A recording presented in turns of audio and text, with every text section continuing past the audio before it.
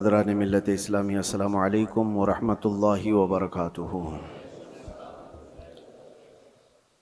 अल्हम्दुलिल्लाह अल्हम्दुलिल्लाहिल हन्नानिल मन्नान अल्लज़ी खलक़ल इंसान व अल्लमहुल बयान वस्सलातु वस्सलामु अला रसूलिही सय्यिदिल इंसी वल जान व अला आलिही व अस्हाबिही ज़विल खैरि वल इहसान अम्मा बअद। फ़अऊज़ु बिल्लाहि मिनश शैतानिर रजीम बिस्मिल्लाहिर रहमानिर रहीम। वमन नुअम्मिरहु नुनक्किसहु फ़िल ख़ल्क़ि अफ़ला यअक़िलून। सदक़ल्लाहु मौलानल अज़ीम। बारगाह रिसालत मुआब सल्लल्लाहु अलैहि वसल्लम में दुरूद पाक का हदिया पेश करें। अल्लाहुम्मा सल्लि अला सय्यिदिना व मौलाना मुहम्मदिन मअदनिल जूदि वल करम व आलिही व अस्हाबिहिल किराम व इब्निहिल करीम व बारिक व सल्लिम सलातन दाइमतन सरमदन अबदा। कुरान अज़ीम में अल्लाह अज़्ज़ा व जल इरशाद फरमाता है, सूरह यासीन की यह आयत है, हम जिसको लंबी उम्र देते हैं उसको उसी हालत की तरफ लौटा देते हैं जिसमें वो पहले था।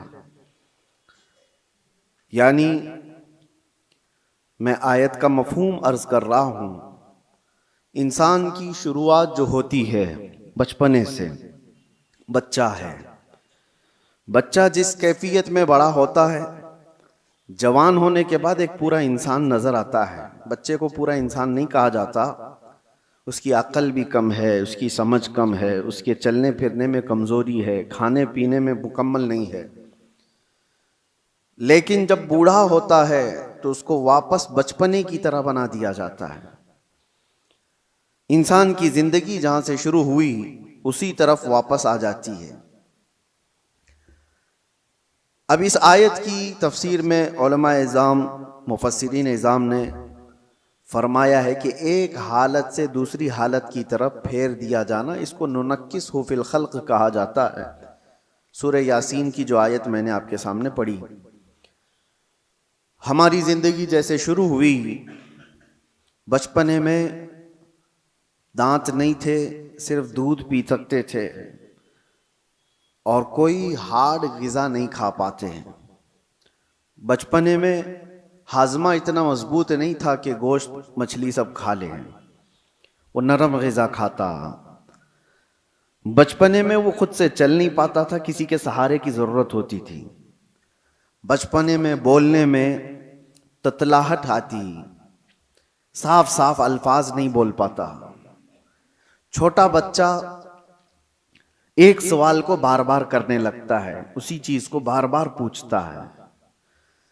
छोटा बच्चा कभी कभार खुद से पेशाब पखाना कर लेता है, उसे एहसास नहीं हो पाता बिस्तर में। उसकी सफाई के लिए उसके साथ किसी की जरूरत होती है।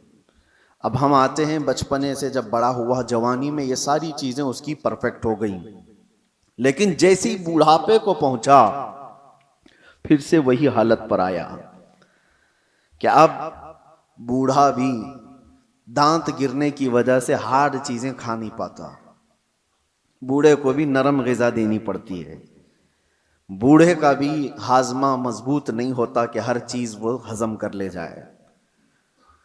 बूढ़े के अंदर भी अब किसी के सहारे की जरूरत आ गई। इतनी कमजोरी आ गई कि खुद से खड़ा होकर के चल नहीं सकता, किसी के सहारे की जरूरत है। बूढ़े के अंदर भी भूलने की आदत आ गई। बूढ़े के अंदर भी एक चीज को बार बार पूछने की आदत आ गई जो बच्चे के साथ थी। बूढ़े के अंदर फिर वो मकाम भी आ गया कुछ बूढ़ों को कि पेशाब पाखाना निकलने लगा और उनको पता भी नहीं चल पा रहा है। कंट्रोल खत्म होने लग गया जिस्म का। बिस्तर पर उनके पेशाब पखाने भी हो गए। बहुत सारे बूढ़ों के साथ ये मामला होता गया। तो कहा गया इंसान जहां से शुरू हुआ था पलट करके वहीं आया है, उन्हीं हालात की तरफ उसे लाया गया है और फिर उसका खात्मा हो जाएगा। मैं ये बात इसलिए अर्ज कर रहा हूं कि गालिबन ऐसा लगता है कि दुनिया भी जिस अंदाज से शुरू हुई थी पलट करके उसी अंदाज पर आ जाएगी। आज के हालात हमें ये बता रहे हैं। अगर आज के जमाने में किसी से कहा जाए कि दुनिया वापस अपने पहले मदार पर आ जाएगी, पहले कैफियत पर आ जाएगी तो लोग हंसेंगे। दुनिया की पहली वाली कैफियत ये है, जमीन में बीज बो, फसल आए तो अनाज निकालो, चक्की में आटा पीसो और रोटी बनाओ और खाओ। ना कोई मशीन का तस्वुर, पत्थरों को टकरा करके आग जलाओ और दिए रोशन करो और घर को उसी से उजाला करो, यही पहली की कैफियत थी। कपड़े अपने हाथ से सिलो, बाकी कोई चीज नहीं थी। घोड़सवारी करो, कोई सवारी नहीं थी, न कार न गाड़ी न प्लेन न ट्रेन, कोई चीज नहीं थी। जानवरों पर सवारी किए जाते थे। दुनिया की ये पहली कैफियत है। आज मैं अगर कहूं कि दुनिया की उसी पहली कैफियत पर वापस आना पड़ेगा तो लोग हंसेंगे, ऐसा कैसा पॉसिबल है, मुमकिन नहीं है। लेकिन मेरे अजीजों, आज मैं एक बहुत अहम बात आपके सामने रखने जा रहा हूं। हो सकता है दुनिया उसी पहली वाली कैफियत पर वापस आ जाएगी, उसी कैफियत पर जहां से शुरू हुई थी। आज के हालात देखकर यह लगता है पेट्रोल, मिसाइल और न्यूक्लियर वेपन्स के जरिए से पूरी दुनिया ऐसी तबाह हो रही है।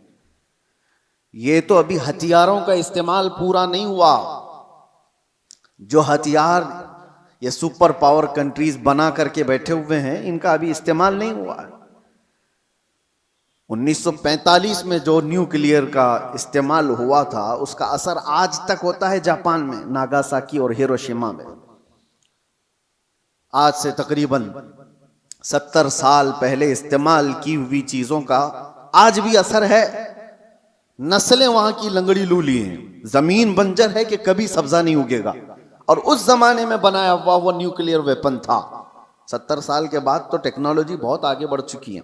आज के इनके पास जो न्यूक्लियर वेपन है, जो दानिश्वर बताते हैं कि एक कंट्री ही जिसके पास न्यूक्लियर, अमेरिका हो या रशिया हो, वो 9 बार दुनिया को तबाह कर सकते हैं। पूरी दुनिया की बात कर रहा हूं। इतने हथियार वो जमा करके रखे हुए हैं। उनका तो अभी इस्तेमाल नहीं है, बड़े बड़े मिसाइल का अभी इस्तेमाल नहीं। लेकिन मैं आपको जो बात छेड़ा कि क्या दुनिया वापस अपने पहली कैफियत पर आएगी, मैं आपको बहुत कोई पेशन गोई करने वाला, प्रेडिक्शन करने वाला, उस अंदाज में भविष्यवाणी करने वाला उस अंदाज से नहीं बता रहा हूं। कराइन और कयास, आज एक ही एनर्जी पर आपकी रोक लगा दी जाए तो दुनिया में हमारी जिंदगी ठप पड़ सकती है। आपको पता है तेल और गैस के मामलात में आज दुनिया जूझ रही है। सिर्फ ये इंडियंस का मसला नहीं है, तकरीबन दुनिया का। और आपको अंदाजा होना चाहिए, ये जो जंग चल रही है अमेरिका, ईरान, इजराइल के बीच में, सबको खबर है। तकरीबन आज इंटरनेट से सब लगे हुए हैं और खबरें लेते रहते हैं। ईरान के पास एक हुर्मुज स्ट्रेट है जिससे सारे शिप्स गुजरते हैं। दुनिया वहां से अपने तेल और गैस और फर्टिलाइजर की खपत करती है, लेती है, देती है। लेकिन हैरत की बात यह है, पूरी दुनिया वहां से जो ट्रेड करती है वो सिर्फ 25% है, 75% नहीं। 25% वहां से तेल दुनिया का आता है। मुझे हैरत इस बात की होती है कि ईरान ने सिर्फ 25% पर रोक लगाई तो अभी दुनिया इसकी हालत ये है। सिर्फ अभी 20-25% को रोका गया है, सप्लाई चेन रुक गई है, तो अभी से लोग पैनिक होना शुरू हो चुके हैं। ये तो अभी आपको अंदाजा नहीं, चंद दिनों के बाद जो हालात आने वाले हैं, अल्लाह ही खैर करे। शायद हम लोग लॉकडाउन से भी बुरी हालत की तरफ जा सकते हैं, अल्लाह बचाए। ये तो सिर्फ 25% पर अगर किसी ने रोक लगाई है तो दुनिया पैनिक हो रही है। मेरे अजीजों, वो वक्त आएगा, मेरे आका सल्लल्लाहु ताला अलैहि वसल्लम ने जो क़यामत के करीब होने वाली निशानियां बयान फरमाई, उसमें से बड़ी निशानियों में एक निशानी ये भी है कि कत्ल और खून रेजी बहुत बढ़ जाएगी। इतनी ज्यादा कि एक बाप की अगर 100 औलाद हैं तो 99 मर जाएंगे और एक बचेगा। कत्ल और हर्ज इतना बढ़ जाएगा। माल की कसरत हो जाएगी, ये भी हदीस पाक में है, जो क़यामत की निशानियां हैं उसमें। और ये जो हालात हैं, अभी किसी ने एक हदीस भी सोशल मीडिया पर नश्र करके बहुत वायरल किया था, उस पर भी मैं आपसे गुफ्तगू करूं। एक हदीस मिलती है, इज़ा रअयतुम अमूद अहमर क़िबल अल मशरिक़, जब ईस्ट की तरफ से, अब ये तो एरिया पूरा मिडल ईस्ट ही है, मशरिक की तरफ से तुम आग का सुतून देखो तो हुजूर फरमाते हैं फद्दखिरू ताम सनतिकुम, तो अपने एक साल का खाना जमा कर लो। और उसमें हदीस में यह भी कहा गया है इज़ा रअयतुम उमूद अहमर उमूद नारिन अहमर, ऐसा हदीस के अल्फाज हैं, फी शहरी रमजान। हदीस में यह मिलता है कि रमजान के महीने में जब मशरिक की तरफ तुम आग उगलती हुई देखो तो अपने साल भर का खाना पानी जमा कर लो। अब एक तरह से इस हदीस पर जो कलाम है वो भी मैं अर्ज कर दूं, अक्सर अइम्मा इकराम ने इस हदीस को ज़ईफ करार दिया है, और ज़ईफ अहादीस बहुत सारी आमाल में मकबूल होती हैं, लेकिन जिन अइम्मा ने इसको जिक्र किया, अब उसकी तशरीह हम ये नहीं कहते कि जिस आग का और जिस सुतून का जिक्र आया है वो यही जंग के मुतालिक है और यही ईरान से निकलने वाली आग का है, यह हम यकीन के साथ नहीं कहते, लेकिन अल्फाज ये मिलते हैं कि मशरिक की सिमत से अगर तुम आग का मीनार देखो, ये मिसाइल जब उड़ते हैं तो ये आग का मीनार ही बन जाते हैं, आग का सुतून बन जाते हैं। बहरहाल बहुत सारी अलामात ऐसी हैं मेरे अजीजों, जिससे ये अंदाजा तो है कि ये आपस में दुनिया को तबाह करेंगे, ये ताकतें टकराएंगी और दुनिया को तबाह करेंगे। आम लोगों की मौत कसरत से होगी, बड़े लोग अपनी अपनी सिक्योरिटी और अपनी हिफाजत का इंतजाम करके बैठे होंगे, आम इंसानों को मरने के लिए छोड़ दिया जाएगा। जंगों में सबकी तबाही है, कहने को तो अमेरिका कल ऐलान कर देगा कि हम जीत गए, जीत किस बात की है? क्या इंसानों के हजारों कत्ल के बाद कोई जीतता है? इधर भी कत्ल उधर भी कत्ल, और इंसानों की मौत के बाद विनर किसको कहा जाता है? ये तो सिर्फ और सिर्फ अपने नफ्स को बड़ा बनाने का एक जरिया है, बाकी जीत किसी की नहीं होती जंगों में। मरते इधर भी हैं, मरते उधर भी हैं। हाँ, इतना है कि इधर कम मरे उधर ज्यादा मरे, लेकिन मौत तो है। तो ना हक जो लोगों का कत्ल होता है और इंसान इसमें मारे जाते हैं, ये सिर्फ और सिर्फ ताकतों के टकराव से है। मैं आपसे एक बात अर्ज कर रहा हूं, अंदाजा करो कि अगर दुनिया ने तुम्हारे सप्लाई चेन की नस को थोड़ी देर के लिए रोक लिया तो तुम क्या करोगे? एक वक्त वो आएगा जब मुखबिर सादिक सल्लल्लाहु तआला अलैहि वसल्लम ने फरमाया कहत इतना ज्यादा हो जाएगा कि लोग एक दूसरे का गोश्त खाने की कोशिश करेंगे। कहत साली ऐसी आ जाएगी। सारी कहत साली किसको कहते हैं? कहत। एक हदीस में तो मिलता है कि दज्जाल के आने से 3 साल पहले पहला साल ऐसा होगा कि जमीन 1/3 हिस्सा सब्जा उगाना रोक देगी और आसमान 1/3 हिस्सा बारिश बरसाना छोड़ देगा। और दूसरा साल ऐसा आएगा कि जमीन आधा हिस्सा सब्जा उगाना छोड़ चुकी होगी और आधा हिस्सा आसमान बारिश बरसाना रोक देगा। और तीसरा साल ऐसा आएगा कि जमीन पूरा हिस्सा सब्जा उगाना छोड़ चुकी होगी और आसमान पूरा ही बंद हो चुका होगा, कोई बूंद कतरा नहीं गिरेगा बारिश का। और उस वक्त लोग कहत में ऐसे मुब्तला होंगे कि उनके पास खाने पीने की कोई चीज नहीं रह जाएगी। ये तो दज्जाल के ज़ुहूर से पहले की अलामत बताई गई है, लेकिन कुछ रिवायात में आपके सामने ये भी रखता हूं। जिन चीजों के हम हैबिटेट हैं, आदी हैं, उन चीजों के इस्तेमाल पर अगर रोक लगी तो हमारी जिंदगी अथल पथल हो जाएगी। आपको सिर्फ ऐसा लगता है कि गैस और तेल के रुकने से क्या होगा, किसी एनर्जी इंफ्रास्ट्रक्चर पर हमला होने से क्या होगा? मेरे अजीजों, आज जिस सिचुएशन में हम हैं, हमारी जिंदगियां पूरी उलट पलट हो जाएंगी। हम वो लोग नहीं हैं जो चक्की पीस कर खाने वाले थे। आज मशीनों के दौर में जीने वाले लोग हैं। तुम्हारे पास एक चम्मच मसाला भी बगैर मशीन के पिसा हुआ नहीं होता। हर चीज के लिए तुम्हें एनर्जी की जरूरत है, हर चीज के लिए तुम्हें करंट और तेल और गैस की जरूरत है। ऐसी आदत हमें आज लगी हुई है। हमारा कोई खाना बगैर मशीनों से गुजरा हुआ नहीं आता, कोई खाना। हाँ, सिर्फ और सिर्फ कुदरती फल फ्रूट खा लिए तो अलग बात है, बाकी सारे जो खाने के जो हमारे आदात हैं ये बगैर एनर्जी प्रोसेस से नहीं आते हमारे पास। कल को जब ये सवारियां रुक जाएंगी, जब ये नकल व हमल एक जगह से दूसरी जगह जाने के ट्रांसपोर्ट और कम्युनिकेशन सब रुक जाएगा, तो लोगों के अंदर का एक पागलपन बाहर आएगा। ये इब्तिदा है। दूसरी एक चीज, आज से तकरीबन 9 साल कबल मैंने एक बयान में अर्ज किया था, क्रिप्टो करेंसी का जो यहां पर दुनिया में रिवाज लाने की कोशिश की जा रही है, उससे क्या होने वाला है। एक बात मैं आपको बताऊं, अनकरीब ऐसे हालात आएंगे कि आपसे आपका माल और दौलत सब खत्म कर दिया जाएगा। आपके जेब में जो ये सिक्के और पैसे हैं, एक दिन ये सब निकल जाएंगे। वैसे भी अभी आधे से कम रह गए आपके पास।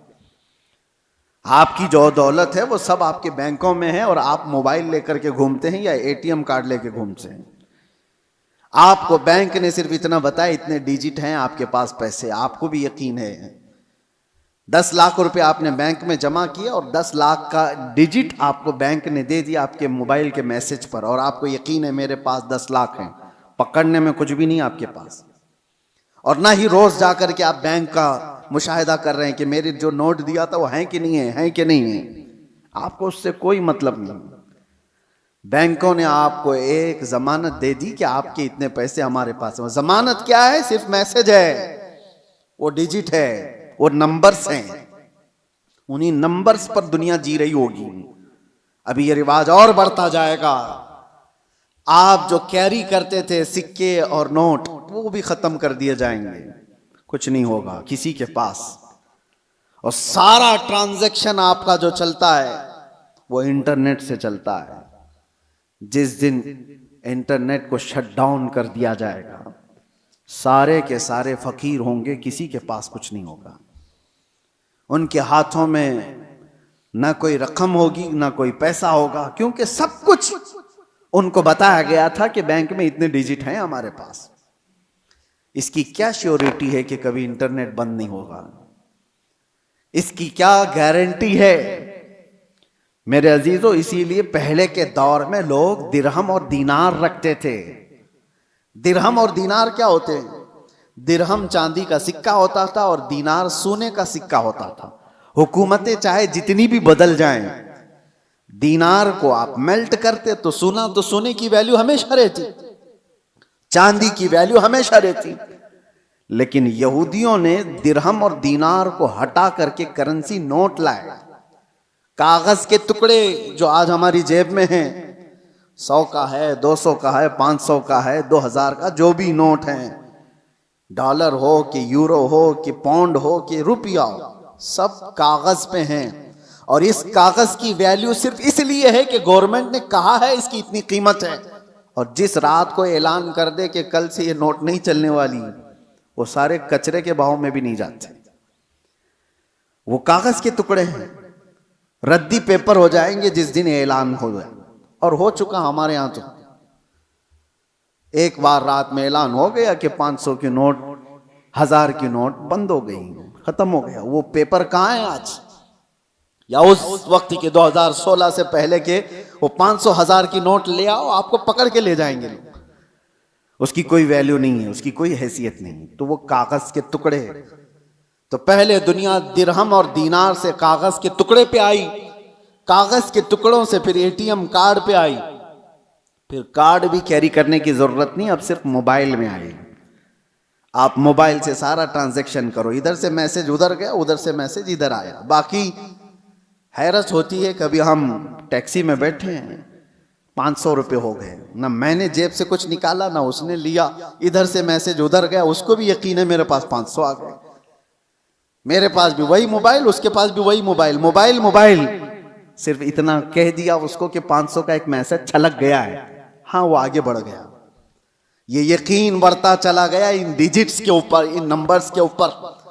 वक्त ऐसा आएगा कि सारी जिंदगी इन्हीं नंबर्स पर घूम रही होगी, एक दिन अचानक ये सारे मुआसलात का जरिया बंद कर दिया जाएगा और लोग कहत साली के शिकार होंगे। आप किससे पूछेंगे? आज जो दुनिया बिटकॉइन का और क्रिप्टो करेंसी में पैसे लगाती है, उसका तरीका क्या है पता है आपको?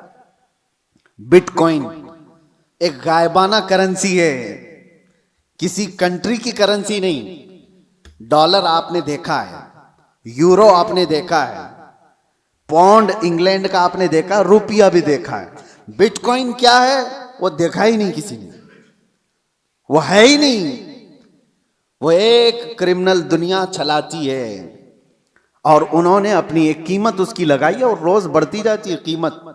40 लाख, 50 लाख, 60 लाख एक एक बिटकॉइन खरीदने के लिए लोग पैसे लगाते हैं। आपने 60 लाख रुपए देकर एक बिटकॉइन खरीदा, सामने वाले ने कहा कि हाँ एक बिटकॉइन आपका है। कहाँ है वो? उसने नंबर दिया है खाली, कोई सोना और चांदी उठा के नहीं दिया, कोई गारंटी नहीं है। बस इस पर भी दुनिया पागल है और लाखों की तादाद में क्रिप्टो करेंसी और ये बिटकॉइन को खरीदने के लिए पागल है दुनिया, पैसे लगाई हुई है। जो चीज दिख ही नहीं रही है उसको भी खरीदा जा रहा है, लिया जा रहा है। मेरे अजीजों, मैं आपको उन आखिरी अलामात के बारे में कह रहा हूं कि दुनिया कभी तरक्की करते करते करते इतने आगे जा चुकी जो उसकी खुद की तबाही का जरिया है। इंसान खुद अपने आप को तबाह कर लेगा। आज ये तमाम जराया पर निर्भर होकर के रहना, यह हमारी तबाही के करीब जाने का है। अब मेरी बातों को कुछ मॉडर्न लोग ये कहेंगे कि पुराने ख्यालात की बात कर रहे हैं, तरक्की को नहीं चाहते हैं, आसानी को नहीं चाहते। मेरे अजीजों, तरक्की और आसानी कौन नहीं चाहता, लेकिन तुम्हारे पास श्योरिटी और गारंटी क्या है? किसी चीज की नहीं। और आज दुनिया को जिस अंदाज से निर्भर करके रखा गया है, तकरीबन पौनी दुनिया ऐसी है आज जो क्रेडिट पर तिजारत करती है, सूद पर तिजारत करती है। सबको क्रेडिट कार्ड पकड़ाए गए हैं, तुम सूद भरते रहो, इंटरेस्ट भरते रहो। लोन की दुनिया पर आधे से ज्यादा दुनिया चल रही है। मेरे अजीजों, यही कुर्बे क़यामत की अलामात हैं, ये निशानियां हैं। मैं आज ही पढ़ रहा था हदीस पाक, हुजूर सल्लल्लाहु तआला अलैहि वसल्लम की एक हदीस है, लोग जिना रास्ते पे ऐसा कर रहे होंगे जैसे गधे और कुत्ते करते हैं। और उस जमाने में सबसे शरीफ आदमी कौन होगा पता है आपको? जिना कर रहे होंगे लोग नंगे होकर के, उनमें सबसे शरीफ आदमी वो होगा जो ये कहेगा कि भाई थोड़ा दीवार के पीछे चले जाओ। वो सिर्फ इतना कहने वाला उस जमाने का सबसे शरीफ आदमी होगा। जो गुनाह कर रहा है उनसे सिर्फ वो इतना कहेगा कि दीवार के पीछे चले जाओ, इतना कहने वाला उस जमाने का शरीफ आदमी होगा। वो जमाना करीब है मेरे अजीजों। और यहां तक कि ईमान वालों को लोग ताना मार रहे होंगे, इसको देखो ये मुसलमान है, इसको देखो, ऐसे ताना मार रहे होंगे जैसे चोरों को ताना मारा जाता है। ईमान पर जिंदा रहना और कायम रहना एक बड़ा मुश्किल हो जाएगा। आज आपके सामने मैं ये सारी बातें इसलिए रख रहा हूं कि हम कब्रस्तान की तरफ से गुजरेंगे तो ये एहसास करेंगे जो कब्र में सोया है वो कितना महफूज है, काश उसकी जगह मैं होता। हुजूर ने फरमाया, हदीस है ये, क़यामत के करीब तुम कब्रस्तान से गुजरोगे तो ये तमन्ना करोगे कि कब्र में सोया हुआ आदमी कितना अच्छा है कि वो मुझसे पहले दुनिया में फितनों से महफूज चला गया। आज ये सारे फितने वो नहीं देख रहा है। एक बात आप याद रख लेना, ये जंगों के हालात दुनिया को अभी बदल के रखने वाले हैं। अगले साल तक अल्लाह ने अगर जिंदगी दी तो देखना दुनिया का नक्शा बदल चुका होगा, जीने के अंदाज बदल चुके होंगे, बहुत सारी नई चीजें आपको सुनने में आएंगी और देखने को मिलेंगी, तौर तरीके बदल चुके होंगे। अचानक होने वाले हालात पूरी दुनिया को एकसर बदल कर रखेंगे। इसलिए हर घड़ी आप एक्टिव रहो कि ईमान के साथ दुनिया से जाना है। इन फितनों के दौर में हर घड़ी आप अपने ईमान की हिफाजत की फिक्र करो। अब जो दौर आ रहा है इससे खतरनाक दौर दुनिया की इब्तिदा से लेकर अब तक नहीं आया, कभी नहीं। इससे ज्यादा खतरनाक दौर कभी पहले नहीं आया। जो आने वाला है वो दज्जाल के ज़हूर का जमाना है। नबी अकरम सल्लल्लाहु अलैहि वसल्लम ने फरमाया, रुए जमीन पर सबसे बड़ा फितना होगा दुनिया का। और नबी आखिरुज़्ज़मा खुद दुआ करते थे अल्लाह की बारगाह में कि अल्लाह मुझे दज्जाल की फितनों से महफूज रख। तो सैयदुल अंबिया जिसकी दुआ करके पनाह मांगते हो, हमारा हशर क्या होगा, हमारा हाल क्या होगा। जिसको बचने की फिक्र होगी अल्लाह उसकी हिफाजत करेगा। जो बचने की फिक्र ही नहीं करता हो, खौफ ही ना हो उसके दिल के अंदर, फिर तो वो खत्म हो जाएगा। अब मैं एक और हदीस बयान करके मेरे अपने मौजू के सिलसिले में, मैंने आज क्यों छेड़ा इसको, ईरान, अमेरिका, इजराइल, ये दुनिया में अभी सबकी जुबानों पर चल रहे जंग के हालात हैं। इस दौरान मैंने हदीस ये पढ़ा कि दज्जाल के जाहिर होने का वक्त जो है वो अल्लाह बेहतर जाने, लेकिन जो जगह है नबी पाक सल्लल्लाहु अलैहि वसल्लम ने फरमाया वो भी ईरान की तरफ से ही जाहिर होगा। दज्जाल के जाहिर होने की जगह जो बताई गई वो मशरिक की तरफ से जाहिर होगा। ईरान का एक शहर है इस्फहान। नबी पाक सल्लल्लाहु तआला अलैहि वसल्लम फरमाते हैं, यतबउ दज्जाल मिन इस्फहान 70 अल्फन। हुजूर फरमाते हैं इस्फहान शहर से 70,000 यहूदी दज्जाल की फौज में शामिल होंगे। अब ये इस्फहान कहाँ है? इस्फहान तो ये ईरान का शहर है। 70,000 यहूदी हैं यहां पर? नहीं, लगते तो नहीं है, लेकिन हदीस पाक है। अल्लाह के नबी सल्लल्लाहु अलैहि वसल्लम ने फरमाया 70,000 यहूदी दज्जाल की जमात में दाखिल होंगे। वो ईरान के इस शहर से दाखिल होंगे, उसकी फौज में आएंगे। हो सकता है लोग मेरे इस बयान को यूं कह रहे हो कि ये ईरान के खिलाफ बोल रहे हो। मेरे अजीजों, आज जिन हालात और जो कैफियत को हम देख रहे हैं, हम मजलूमों के साथ खड़े, जालिम के साथ कभी नहीं खड़े होंगे। इस्लाम की खासियत है ये, जालिम के साथ कभी नहीं खड़े होंगे। जालिम अमेरिका है, जालिम इजराइल के यहूदी हैं, पूरी दुनिया को इन्होंने जुल्म की चक्की में पीसा है। लेकिन ईरान की जो कैफियत होगी, 70,000 यहूदी वहां से निकलेंगे और दज्जाल की जमात में आएंगे, तो इतना लगता है कि गालिबन ईरान पर यहूदियों का ऐसा कब्जा होगा, तभी तो वहां 70,000 यहूदी होंगे। वो दौर आएगा। आज जिस हालत में ईरान लड़ रहा है, चंद बातें लोगों को खुश कर रही हैं। ईरान ने इतना ठोका, इतना मारा, हो सकता है, और यहूदियों को और सुपर पावर को घुटने टेकने पर मजबूर किया। ये वक्ती ताकत हो सकती है और अल्लाह कामयाबी दे, हम इसके खिलाफ नहीं हैं। लेकिन हदीस पाक, मुझे इस हदीस पाक से ये लगता है वो वक्त आएगा जब ईरान पर यहूदियों का एक गलबा होगा, तभी तो वहां से दज्जाल की जमात में लोग शामिल होंगे। दूसरी हदीस ये भी मैं बताऊं, इमाम मेहदी जब जाहिर होंगे तो फरमाएगा इमाम मेहदी की जो फौज होगी वो कुस्तुनतुनिया को फतह करेगी। कुस्तुनतुनिया क्या है? कॉन्स्टेंटाइन जिसको कहा जाता है, ये इस्तांबुल शहर है जो आज का टर्की का शहर। अब हदीस सुनो, इस्तांबुल शहर क्यों फतह होगा? वहां तो मुसलमान हैं। आज जो हालात हैं इस्तांबुल में, अजानों की आवाजें गूंज रही हैं, लोग नमाज पढ़ रहे हैं, फिर इमाम मेहदी क्यों फतह करेंगे? लगता है इससे भी यह है कि यह भी शहर मुसलमानों का नहीं होगा उस वक्त, ये भी ईसाई और यहूदियों के हाथ में जा चुका होगा और इमाम मेहदी के जमाने में उसको फतह किया जाएगा। और हदीस के जो अल्फाज मिलते हैं, तरतीब, पहले क्या होना है, इमाम मेहदी जाहिर होंगे, वो दिमश्क की तरफ लोगों को लेकर जाएंगे और फिर ये जंग होगी और फतेह कुस्तुनतुनिया होगा, यानी इस्तांबुल फतह होगा। वो तो सिर्फ 2 तकबीर पर फतह हो जाएगा, ये रिवायत में मिलता है। इमाम मेहदी और मोमिनीन की जो जमात है वो शहर के बाहर खड़े होकर अल्लाहु अकबर कहेगी, आधा शहर फतह हो चुका होगा। दूसरी बार अल्लाहु अकबर कहेंगे, शहर फतह हो चुका होगा।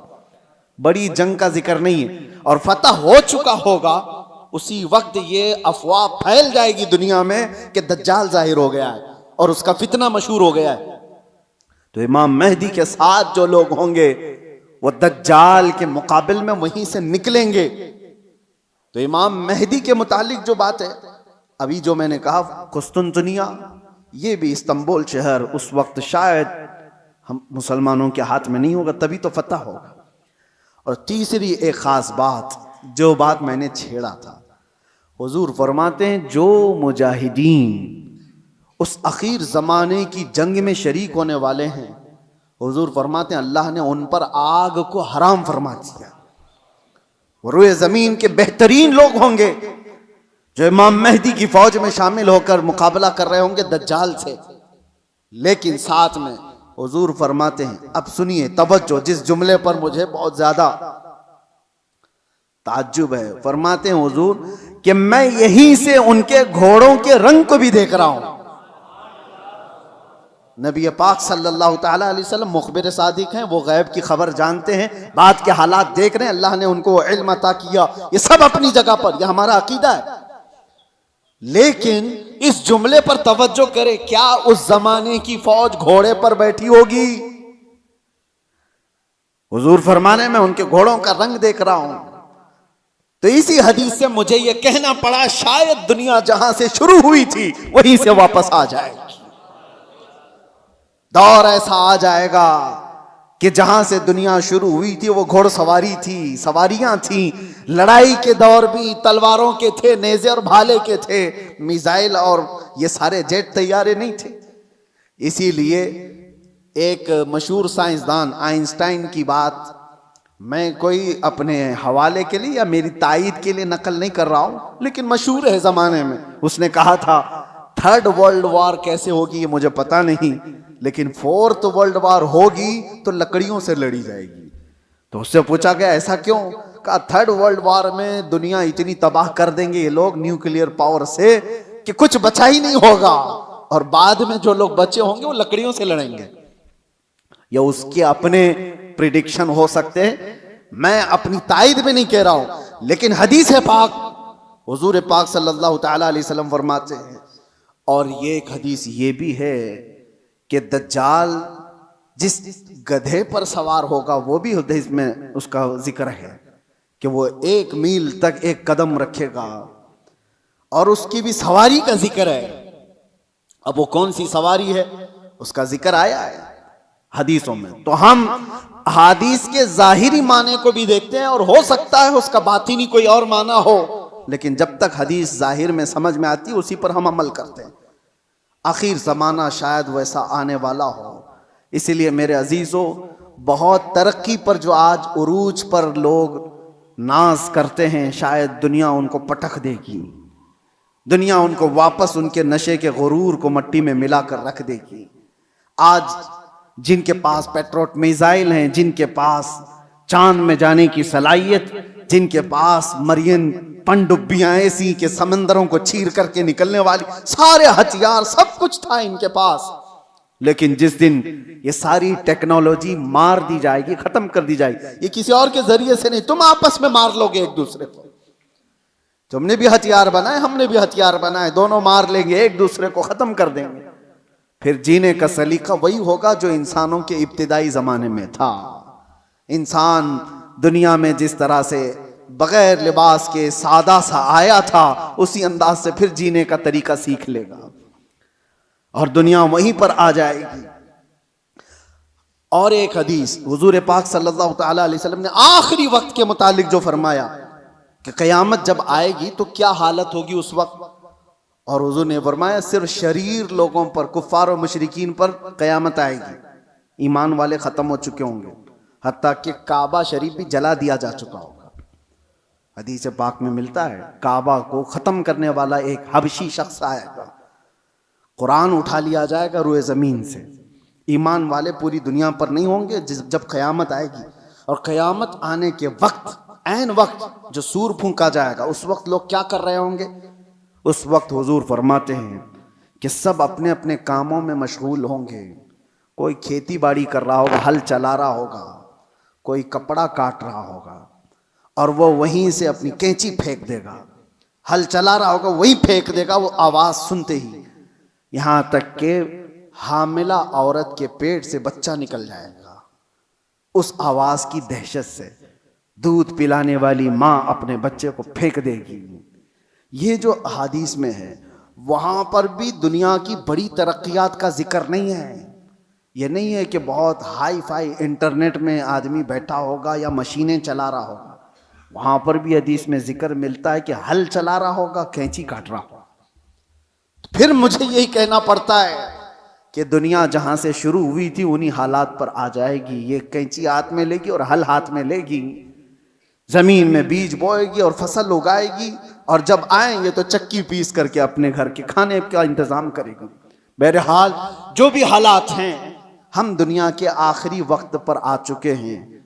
और एक ये भी बात मैं कह करके जाता हूं, बाज बुजुर्गों ने फरमाया इमाम मेहदी कब जाहिर होंगे, तो उसके मुतालिक बुजुर्गों ने फरमाया जब सारे मोमिनीन दुआ करने लग जाएं कि ऐ अल्लाह इमाम मेहदी को जाहिर फरमाते, तो अल्लाह तबारक व तआला करीब है कि उनको जाहिर फरमाएगा। लेकिन आज की सिचुएशन ये है, मैं देखता हूं हम सारी दुआएं करते हैं, क्या मोमिनीन की आम जमातें इमाम मेहदी के जाहिर होने की दुआ करते हैं? कहीं ये दुआ का भी रिवाज आम हो जाए कि अल्लाह इमाम मेहदी को जाहिर फरमाते। जब ये दुआ कसरत से होने लगी कि वो आ जाएंगे इमाम मेहदी के जाहिर होने की। और दूसरी हदीस ये भी है, यदहलुन नासु, हुजूर फरमाते हैं अन जिक्री दज्जाल, दज्जाल का जिक्र करना लोग छोड़ चुके होंगे, उलमा मिंबरों से बयान करना खत्म कर चुके होंगे, तब दज्जाल आएगा। जब तक दज्जाल के बारे में अवेयरनेस होगा लोगों के दरमियान, दज्जाल नहीं आएगा। लोग बयान करना छोड़ चुके होंगे और उसका जिक्र करना तर्क कर चुके होंगे। ये दोनों चीजें हमारे अंदर आने ना पाए। अल्लाह तबारक व तआला हम सबको आखिरी ज़माने की फितनों से महफूज फरमाए। आज जो होने वाले हालात हैं उसके लिए आप अपने अपने इंतज़ामात में, लोग आज अपना राशन पानी सब जमा कर रहे हैं, मैं कहता हूँ अपना ईमान भी जमा करके रखो, अपने आमाल और अपने अकीदे की हिफाजत करो। कल के आने वाला दौर, एक दिन दो दिन रोटी ना खा करके अगर आप रह भी जाओगे लेकिन ईमान के बगैर दुनिया से जाओगे तो हमेशा जहन्नम में जलाए जाओगे। ईमान की हिफाजत भी आज उतनी ही ज़रूरी है, इसलिए कि आदमी जब मुसीबतें आती हैं तो इनकार खुदा कर बैठता है, वो लोगों के पीछे चल भागता है। वो दौर आएगा जब लोग अपने माल की तरफ तुम्हें बुलाएंगे, तुम्हारे पास होगा कुछ नहीं तो भागोगे उनके पास, अपना ईमान भी बेच दें, सब कुछ, कि मुझे मेरे बच्चों को खिलाना है, मैं आज इसके पास जाऊंगा, इसके पास माल है, इसके पास खाना पानी है, इसके पास राशन है, ये सब कुछ दे रहा है। ये कहा गया कि दज्जाल रोटियों के पहाड़ लेकर चलेगा। जब दुनिया में कहत होगा, लोग खाने के मोहताज होंगे और दज्जाल के पास ग़िज़ा के पहाड़ होंगे, चल रहे होंगे साथ में। दुनिया भूखी उसके पीछे लपक जाएगी कि रोटियों का पहाड़ इसके साथ है, तो खाने का जखीरा जिसके पास होगा दुनिया पागल की तरह उसकी तरफ लपक जाएगी। तो आने वाला दौर अगर कहत का है तो आप ये भी ईमान रखो कि जहां खाना बट रहा है वहां ईमान वाला नहीं जाता। जहां मेरे मुस्तफा की मोहब्बत बट रही है, भूख को तर्क करेगा, मेरे आका के कदमों को इख्तियार करेगा। अल्लाह ताला हमें हुजूर के कदमों में जिंदगी अता फरमाए, ईमान के साथ जिंदा रखे और ईमान के साथ इस दुनिया से उठाए। व आखिर दावाना अनिल हम्दुलिल्लाहि रब्बिल आलमीन। अस्सलामु अलैकुम।